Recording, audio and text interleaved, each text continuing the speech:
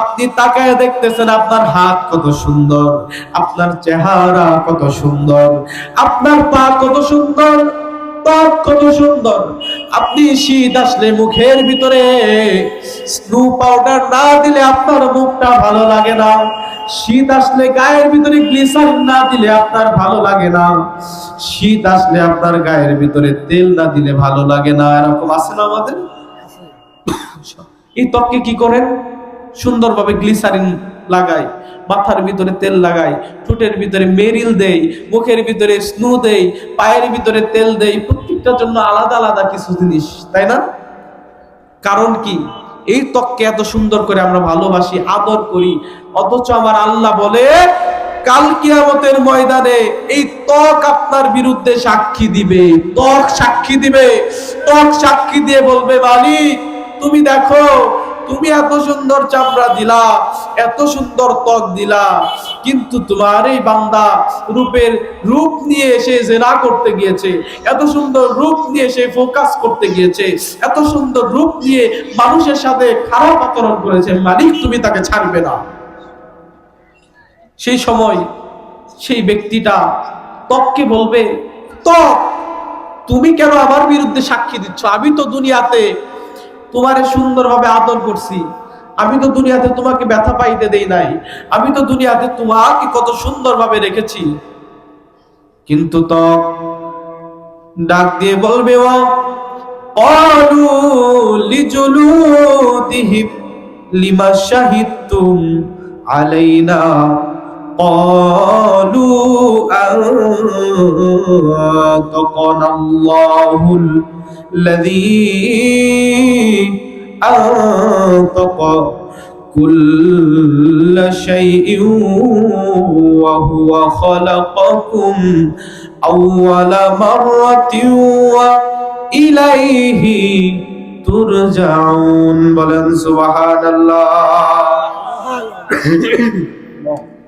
ঠান্ডা লাগছে প্রচুর, প্রায় প্রতিদিন রাত জাগা লাগে, প্রতিদিন মাহফিল।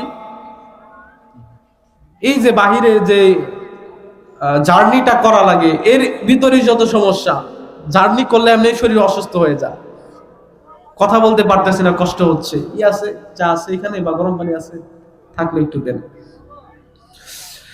আল্লাহ পাক পবিত্র কোরআনের ভিতরে বলতেছেন, সেই ব্যক্তি সেই সময় ত্বককে বলবে, ত্বক তুমি আমার বিপক্ষে সাক্ষ্য দিলা কেন? কারণ কি? মনোযোগ আছে না নাই? এক নাম্বার কি সাক্ষী দিবে? জমিন জুড়ে বলেন, এক নাম্বার, এক number, 2 number, 3 number, 4 number, 5 number, 6 number. আপনার ত্বকটা আপনার বিরুদ্ধে যখন সাক্ষী দিবে, ত্বক যখন আপনার বিরুদ্ধে সাক্ষী দিবে, সেই ব্যক্তি বলবে, ত্বক তুমি আমার বিরুদ্ধে কেন সাক্ষী দিলা? তারা বলবে যে আল্লাহ সব কিছুকে বাক শক্তি দিয়েছে, আল্লাহ আমারও বাক শক্তি দিয়েছে, আমিও তোমার বিরুদ্ধে সাক্ষী দিলাম। বাবা আপনি কোথায় যাবেন? কোথায় যাবেন? কোথাও যাওয়ার আমাদের রাস্তা নাই, কোথাও যাওয়ার আমাদের রাস্তা নাই, কোথাও আমরা যেতে পারবো না বাবা। 6 নাম্বার সাক্ষী চলে গেল, 7 নাম্বার সাক্ষী হলো আমাদের 2 কাঁধে 2 জন ফেরেশতা আছে। আমরা জানি কিনা 2 জন ফেরেশতা আছে আমাদের। আল্লাহ বলে কি, রহমান কাতিবিন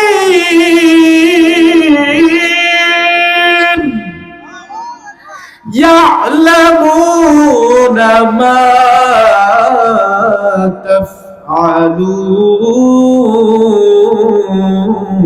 তাফআলুন। সম্মানিত 2 জন লেখক আপনার আমার 2 কাঁধে আছে, যারা আপনি ভালো কাজ করলেও লেখে, মন্দ কাজ করলেও লেখে।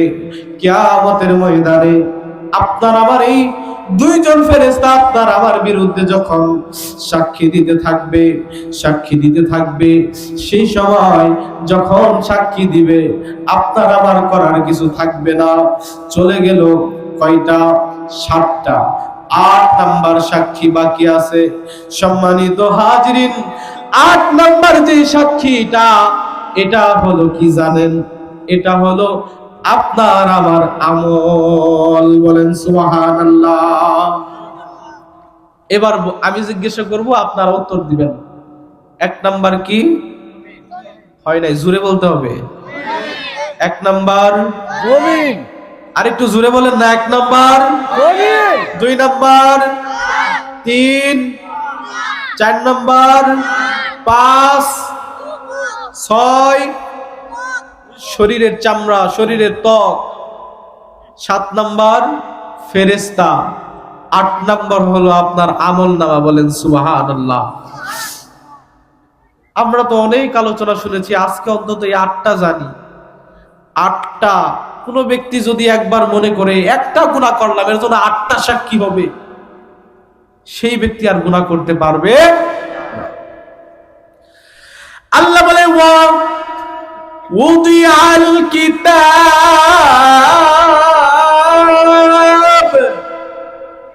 ওয়াদিআল কিতাব ফাতারাল মুজরিমিনা মুশফিকিনা মিম্মা ফীহি ওয়া ইয়াকুলুনা ইয়া ওয়াইলাতানা মা লিহাযাল কিতাব।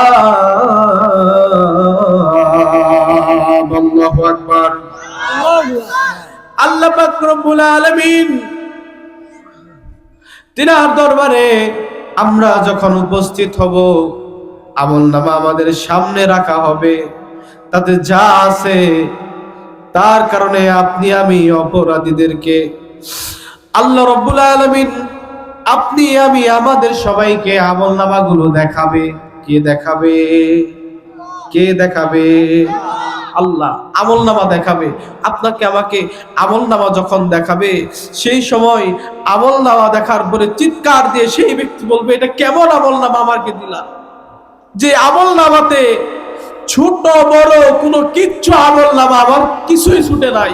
আমি একটা মিথ্যা বলেছিলাম, ওটার জন্য আমার এখন হিসাব দিতে হবে। আমি একটু মিথ্যা বলেছিলাম মালিক, এটাও আমার এখানে লেখা উঠেছে। আমি মালিক কোন দিকে যাব, আমি কোন দিকে যাব? সেই ব্যক্তি এইভাবে চিৎকার করতে থাকবে, চিৎকার করতে থাকবে। ফেরেশতাকে বলবে, ও ফেরেশতারা, আমার আমলনামাটা আমারে দিয়ে দাও। ফেরেশতা বলবে, না না না, আমলনামা এইভাবে দেওয়া যাবে না। কিভাবে দিবা, কিভাবে? ফেরেশতারা যখন বলবে, কিভাবে আমার আমলনামা দিবা, তখন সেই ব্যক্তিকে ফেরেশতা বলবে, তোমার বাম হাত আমার দিকে বাড়ায়া দাও, আমি বাম হাতে তোমার আমলনামা দিব। সেই ব্যক্তি বাম হাত বাড়ায়া দিবে, বাম হাতে দিবে না, বলবে, না না না না। সম্মানিত হাজিরিন, বাম হাত যখন সামনের দিকে দিবে, ফেরেশতারা ডাক দিয়ে বলবে, না না, তোমার বাম হাত পিছন দিয়ে দিয়ে তোমার কলিজা ছিদ্র করে তারপরে বের করো। বাম হাত পিছন দিয়ে দিয়ে কলিজা ছিদ্র করে তারপর হাত বের করো, এরপরে দিবে আমলনামা। পিছন দিয়ে দিয়ে যখন হাতটা কলিজা ছিদ্র করে, পেটের নাড়ি ভরি সমস্ত কিছু ছিদ্র করে হাতটা সামনে বাহির করবে, তখন চিৎকার করে ডাক দিয়ে বলবে, ওয়াম্মা মান উতিয়া কিতাবাহু বিশিমালি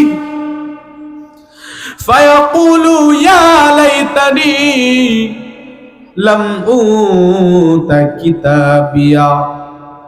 হাত যখন সামনে বাড়াবে, আমলনামাগুলো তার বাম হাতে দেওয়া হবে।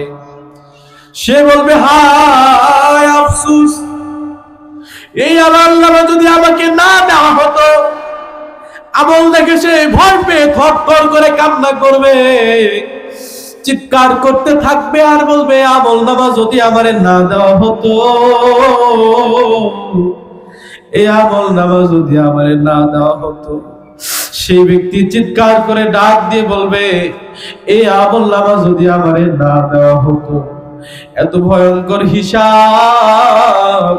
সেই ব্যক্তি সেই সময় চিৎকার করে বলবে, ওয়া আম্মা মান উতিয়া কিতাবাহু বিশিমালি আমল নামা যদি না দেওয়া হতো, আল্লাহ রাব্বুল আলামিনের দরবারে চিৎকার করে বলবে ওয়ালাম আদনি মা হিসাবিয়া, আর যদি আমি না জানতাম আমার হিসাব, এমন হিসাব দেখবে, হিসাব দেখার পরে সে চিৎকার করে কান্না করে বলবে এমন হিসাব যদি আমি না দেখতাম, কেমন হিসাব আমার সামনে ধরায়া দিল। ইয়া লাইতানি ইয়া লাইতাহা ইয়া লাইতাহা কানাতিল কাদিয়া, হায় মৃত্যুই যদি আমার জন্য ফয়সালা হতো, কতই না ভালো হতো। বাবারা বলেন, মৃত্যু পর্যন্তই কি আমাদের কি শেষ, নাকি এরপর আরো কিছু আছে? আছে, মৃত্যু বন্ধ শেষ, আরো কিছু আছে। কি আছে? কবরের পরে হাসর, মিজান, পুলসিরাত, অনেক কিছু আছে। কবর পর্যন্তই শেষ না, কবর পর্যন্ত শেষ নয়।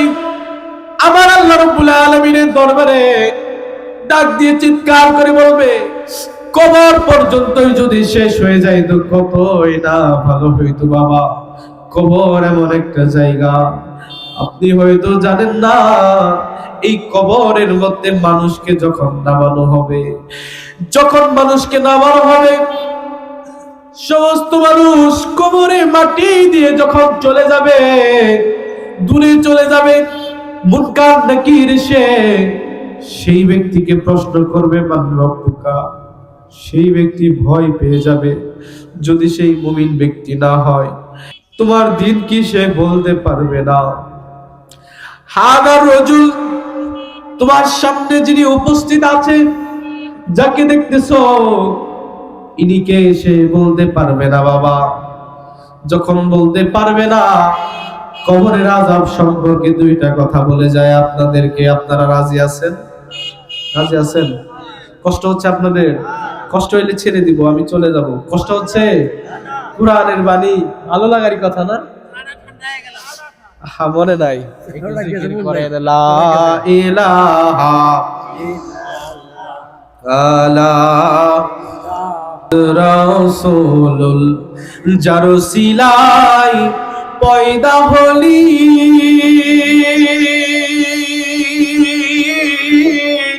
তোরা তারে কেন ভুলে গেলি, আরে নবীর উপর দরুদ পর, কালবে মাওলার জিকির কর, লা ইলাহা আহলা ইলাহা আহলা ইল্লাহ।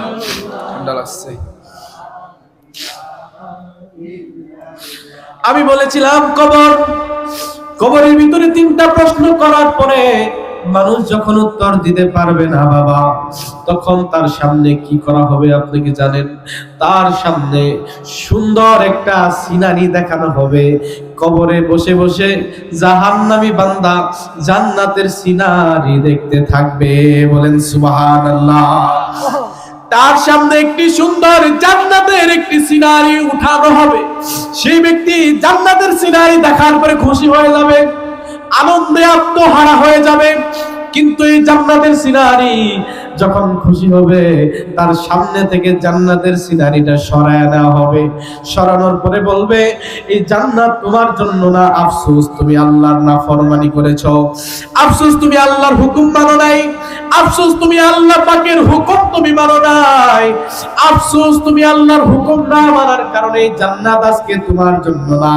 সেই ব্যক্তি চোখের পানি ছেড়ে দিবে বাবা, কবরের ভিতরে চোখের পানি ছেড়ে চিৎকার করতে থাকবে, এই জান্নাত তোমার জন্য না। সেই ব্যক্তির সামনে থেকে যখন জান্নাতের সুন্দর সিনারিটা সরায় নেওয়া হবে, ব্যক্তিটা ভয় পাবে। একটা বিশাল বড় একজন ফেরেশতা সামনে আসবে, এসে বিশাল বড় একটি হাওয়ার নিয়ে আসবে, তার মাথার ভিতরে আঘাত করতে থাকবে। একটা করে বাড়ি দিবে, 70 গজ মাটির নিচে চলে যাবে। একটা করে বাড়ি দিবে, 70 গজ মাটির নিচে চলে যাবে। আবারও উঠানো হবে, আবারও তার মাথার ভিতরে আঘাত করতে থাকবে বাবা। এরপরে কবরের ভিতরে আরেকটা আযাব আছে। এই কবরের মধ্যে 99টা সাপ কবরের মধ্যে ছেড়ে দিবে। প্রত্যেকটা সাপের মাথা হবে 9টা। 9টা, 5টা থেকে 9টা মাথা। একটা সাপের মাথা কয়টা? 9টা।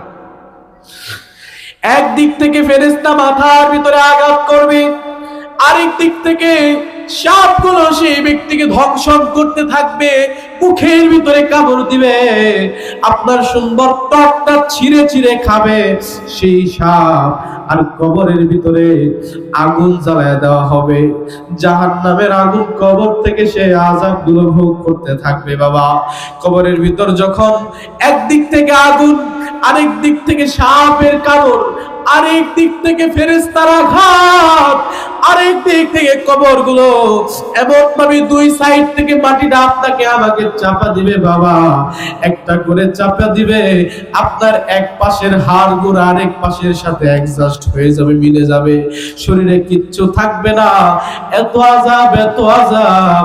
আপনি জানেন কিনা জানি না, কবরের সামনে মাঝে মধ্যে গরু ছাগল কিছু যদি কোনো ব্যক্তি বেঁধে রাখে, অনেক সময় এই গরুগুলো ছাগলগুলো কবরের আযাবগুলো উপভোগ করতে পারে, তারা দেখতে পারে কিন্তু বলতে পারে না।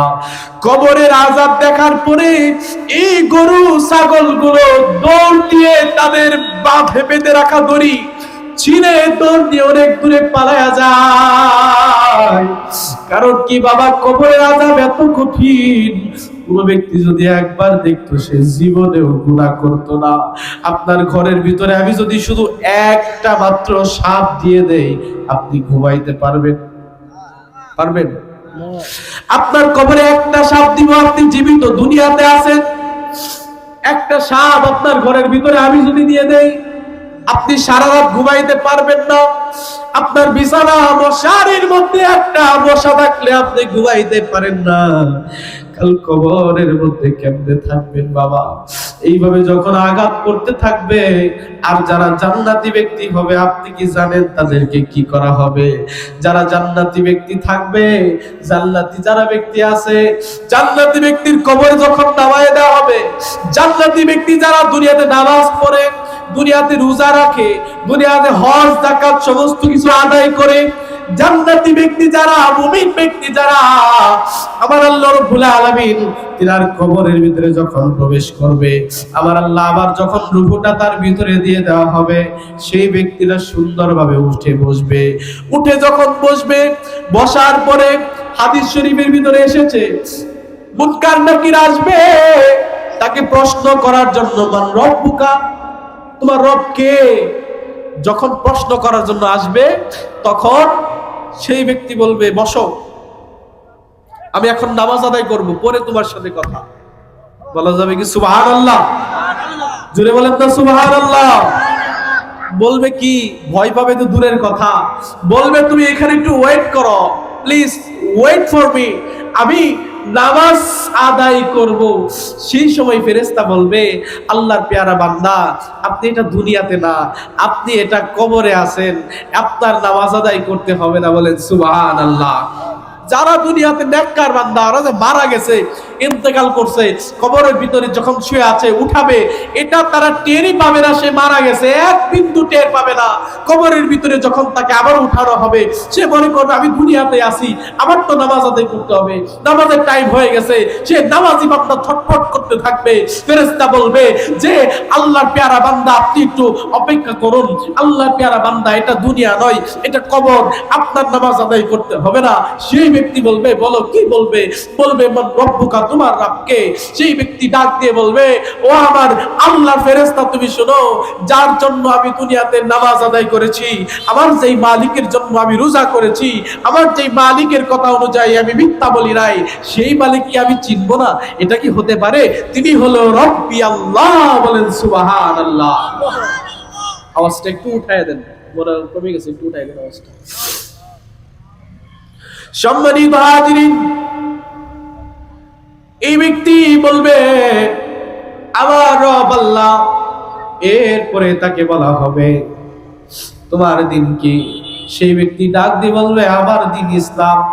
এরপরে ডাক দিয়ে বলবে তোমার সামনে কে? তিনি বলবেন ইনি হলেন আমার ইহকালের কান্ডারি, আমার পরকালের কান্ডারি নবী রহমাতুল লিল আলামিন। ও প্যারা বন্ধুগণ, এই নবী রহমাতুল লিল আলামিনকে ভালোবাসার দরকার আছে না নাই? নবীকে জীবনের থেকে ভালোবাসার দরকার আছে না নাই? কারণ অন্তরের ভিতরে আমার রাসূলের মহব্বত যদি একানা থাকে, তার ঈমানও একানা। কোন ব্যক্তির অন্তরে যদি আমার রাসূলের ভালোবাসা থাকে 16 আনা, তার ঈমানও 16 আনা। বলেন সুবহানাল্লাহ। তিনটা প্রশ্নের জবাব যখন দিয়ে দিবে আশিকে রাসূল, আশিকে আল্লাহ, আমার আল্লাহ রাব্বুল আলামিন তিনার তিনটা প্রশ্নের উত্তর যখন দিয়ে দিবে, সেই ব্যক্তিকে বলবে তাকায়া দেখো একটা সিনারি। সেই ব্যক্তি তাকায়া দেখবে জাহান্নামের একটা সিনারি তার সামনে তুলে দেওয়া হবে। জাহান্নামের সিনারি তুলে দেওয়া যখন হবে, সেই ব্যক্তি ভয়ে একটু একটু মনের ভিতরে ভয় পাবে, কারণ জাহান্নাম তো সবাই ভয় পাবে নাকি বলেন? জাহান্নামের সিনারি তার সামনে তুলে দিবে। জাহান্নামের সিনারি দেখার পরে ব্যক্তিটা ভয় পাবে। এরপর তার সামনে থেকে ফেরেশতারা জাহান্নামের সিনারিটা সরায় নেবে আর বলবে, ও আল্লাহর পেয়ারা বান্দা, মুমিন বান্দা, জাহান্নাম আপনার জন্য না। এই জাহান্নাম আল্লাহর সাথে নাফরমানিকারী ব্যক্তিদের। বলেন সুবহানাল্লাহ। জাহান্নাম আপনার জন্য না। আপনি আল্লাহর মুমিন বান্দা, আপনি তাকায় দেখেন যত দূর পর্যন্ত দেখতে পারেন। মুমিন ব্যক্তি তাকাবে, যত দূর পর্যন্ত দেখতে পারবে আমার আল্লাহ তত দূর পর্যন্ত তার জন্য জান্নাতের বাগান বানায়া দিবে। বলেন সুবহানাল্লাহ। আমাদের হুজুর আসছে, দেখেন সামনে হুজুর আমার অনেক মহব্বতের। হুজুরের সাথে প্রায় প্রতিদিনই আমার দেখা হয়, আমাদের এলাকাতে, গ্রামে, পাশের গ্রামে থাকে।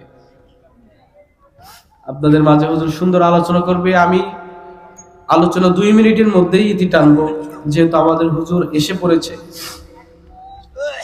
আমি কি বললাম?